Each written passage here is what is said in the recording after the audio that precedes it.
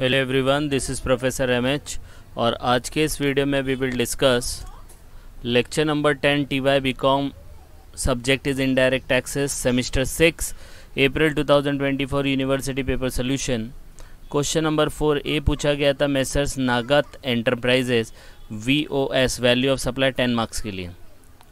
Already 9 video upload हो चुके हैं, उसका लिंक डिस्क्रिप्शन में दिया है, वहाँ जाके आप 9 के 9 वीडियो को रेफ़र कर सकते हो। दैट इज़ अप्रैल 2024। और भी पुराने वीडियो देखना चाहोगे तो वो भी लिंक उसी प्लेलिस्ट के अंदर दिया गया है, वहाँ पे जाके आप ओल्ड क्वेश्चन को भी रेफ़र कर सकते हो। Relating to theory questions like value of supply क्या होता है, उसके भी सेपरेट वीडियो बनाए गए हैं, उसका भी लिंक एक ही प्ले में डाल दिया है, वहाँ पर जाके आप थेरी पार्ट को भी कवर कर सकते हो। तो यहाँ पे हम लोग देखने वाले एक छोटा सा recap of value of supply का, और फिर क्वेश्चन नंबर 4 10 मार्क्स के लिए जो पूछा गया था यूनिवर्सिटी पेपर में फॉर अप्रैल 2024।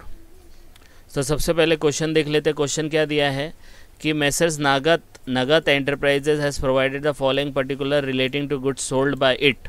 देखो ये पढ़ना बहुत ज़रूरी है। सोल्ड बाय इट, कौन सोल्ड कर रहा है? नागत। किसको कर रहा है? सोमनाथ को कर रहा है। तो सोमनाथ एंटरप्राइजेस को नागत सेल कर रहा है। क्या सेल कर रहा है वो दिया है इन्फॉर्मेशन, लिस्ट प्राइस दिया है, टैक्सेस दिया, protective package, CGST, SGST, payment charges, designing charges. ये कुछ 6 पॉइंट यहाँ पे दिए गए हैं, ठीक है। फिर इसके बाद दिया subsidy receive from non government, ऐसा दिया है। फिर नागत enterprise offer 10% trade discount, determine the value of taxable supply, also calculate CGST, SGST 9%, ठीक है।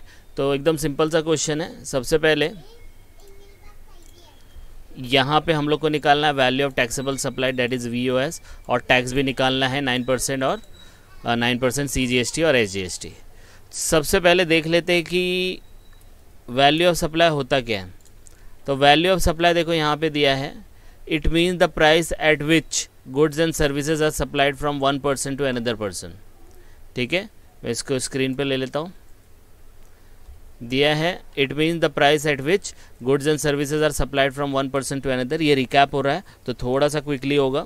तो वैल्यू ऑफ सप्लाई का मतलब होता है कि वो वैल्यू डिसाइड करना जिस पे आप गुड्स या सर्विस को एक बंदा दूसरे बंदे को सप्लाई करता है। सप्लाई मतलब सेल करता है, उसको वैल्यू ऑफ सप्लाई बोलते हैं। अब सप्लाई में कुछ इंक्लूसिव होता है, कुछ एक्सक्लूसिव होता है, मतलब कुछ चीज़ें ऐड हो जाती है, कुछ चीज़ें लेस हो जाती है। क्या क्या चीज़ें ऐड होती है इंक्लूड, तो वो यहाँ पे दिया। पहला, taxes and duties and cess don't take GST।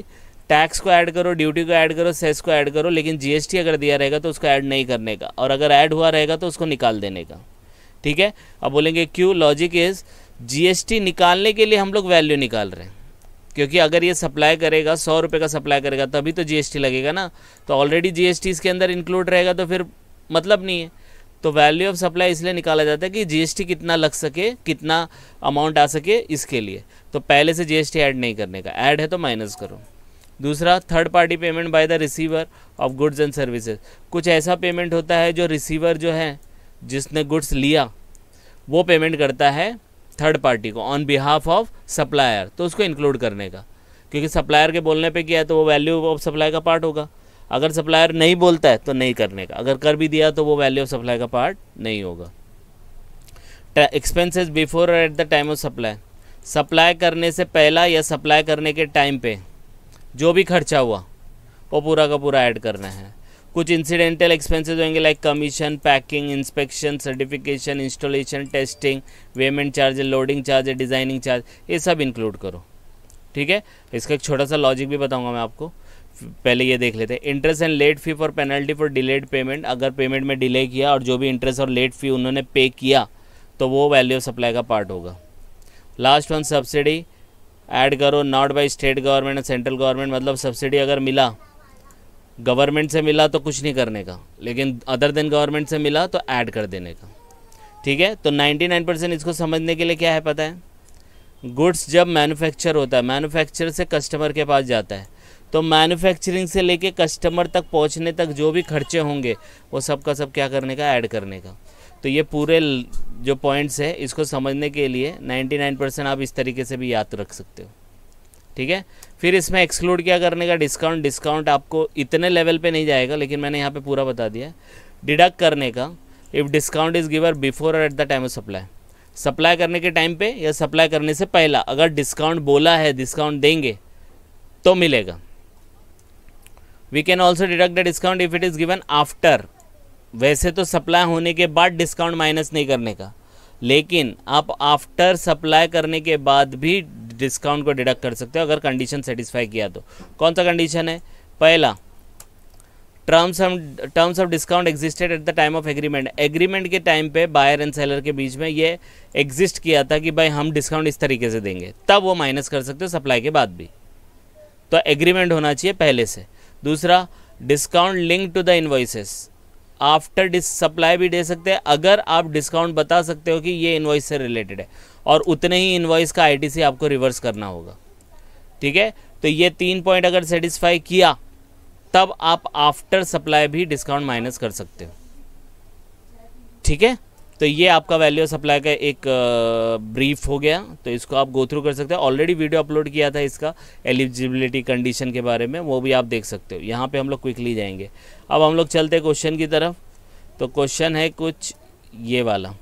अब इसको सॉल्व कैसे करना है? तो जब भी वैल्यू ऑफ सप्लाई का पार्ट आएगा ना, तो सबसे पहले इसका फॉर्मेट बना लेगा। फॉर्मेट बहुत ईजी है। सबसे पहले लिखने का पार्टी का नाम, फिर क्या निकाल रहे हो? Value of taxable supply and GST payable. ठीक है, पर्टिकुलर अमाउंट आपका फेवरेट है, बना दिया। अब जितने पॉइंट है, कितने? 1 2 3 4 5 6 6 के 6 लिखो। देखो लिख दिया। और भी है, सब्सिडी आया तो सब्सिडी भी लिखो। और भी है, डिस्काउंट दिया, डिस्काउंट भी लिखो। सब लिख देने का। अब अगर आपको लगता है वो वैल्यू ऑफ सप्लाई का पार्ट है तो यहाँ अमाउंट लिखते जाने का, नहीं है तो डैश मार देने का या 0 लिख देने का। क्योंकि देखो 10 मार्क के लिए कितना पॉइंट हुआ? 1 2 3 4 5 6 7 8 पॉइंट हो गया। फिर 2 मार्क्स किसके लिए है? 1 मार्क टोटल पे रहेगा और 1 मार्क आपके ये जीएसटी निकालने पे रहेगा।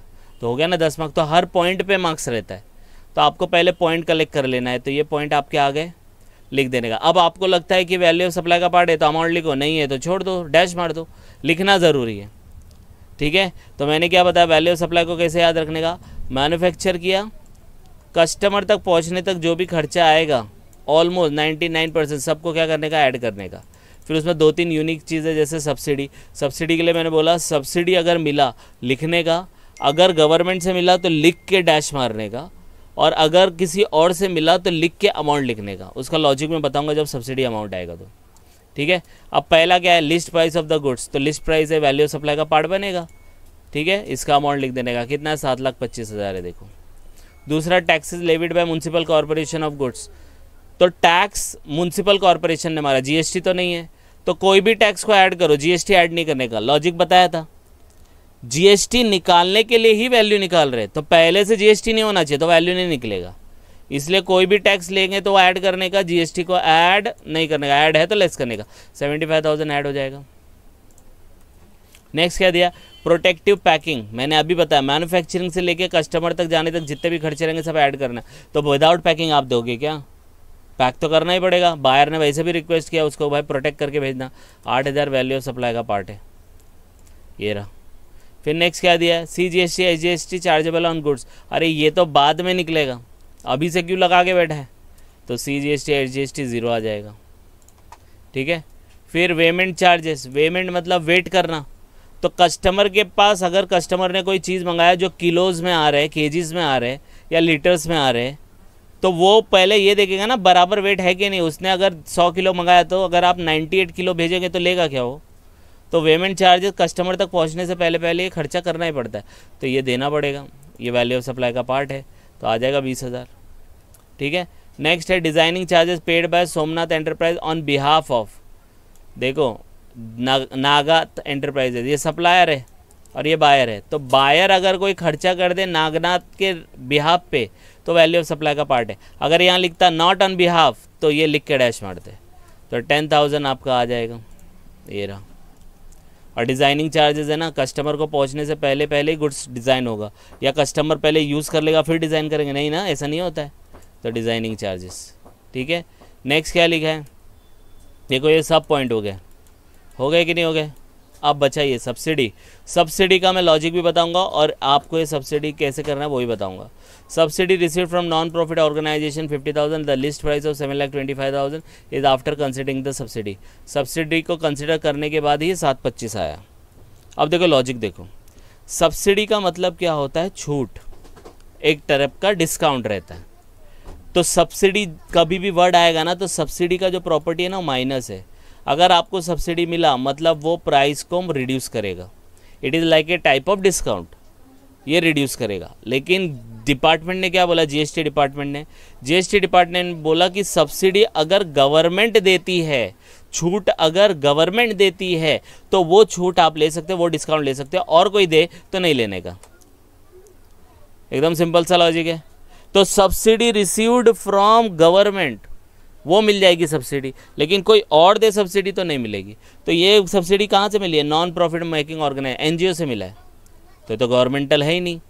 तो आपने क्या किया, ये वाली सब्सिडी माइनस कर दी। गवर्नमेंट ने तो मना किया, डिपार्टमेंट ने मना किया कि गवर्नमेंट की सब्सिडी माइनस करो, आपने ये वाली सब्सिडी माइनस कर दिया, मतलब गलत कर दिया आपने। तो आपको क्या करना पड़ेगा, इसको ऐड करना पड़ेगा। तो गलत मत करो ये।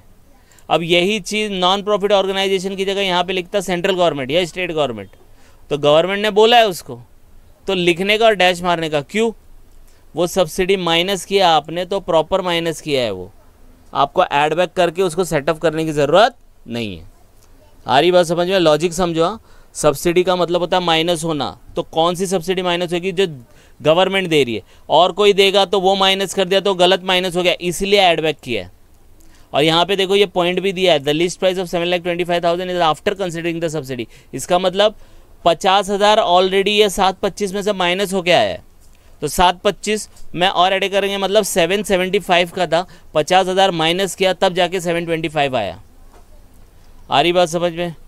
तो ये वाला अगर पॉइंट दिया नहीं भी होता तो भी हम लोग का सब्सिडी का मतलब ये होता कि माइनस हो गया रहेगा। लेकिन कौन सा, सिर्फ गवर्नमेंट वाला दिया हुआ सब्सिडी माइनस होना चाहिए, नॉन गवर्नमेंटल दिया या कोई और दे तो वो माइनस नहीं होना चाहिए। और अगर माइनस हो भी गया तो ऐड बैक करने का। समझ में आए, यस और नो। तो ये रहा, तो ये आपका ये हो गया, एकदम सिंपल है ना। अब क्या है, डिस्काउंट। डिस्काउंट क्या है, डिस्काउंट के बारे में, trade discount of the list price बोला है, ऑफर कर रहा है नागनाथ सप्लायर, दे देने का। वैसे भी डिस्काउंट रहेगा तो आपको इतना सोचना नहीं है, आपके लेवल पे नहीं पूछता, बस ये याद रखने का before eight the time of supply, supply करने से पहले या सप्लाई करने के टाइम पे डिस्काउंट दे सकते हो, आफ्टर भी दे सकते हो, लेकिन उसका लॉजिक अलग है जो मैंने अभी एक्सप्लेन किया।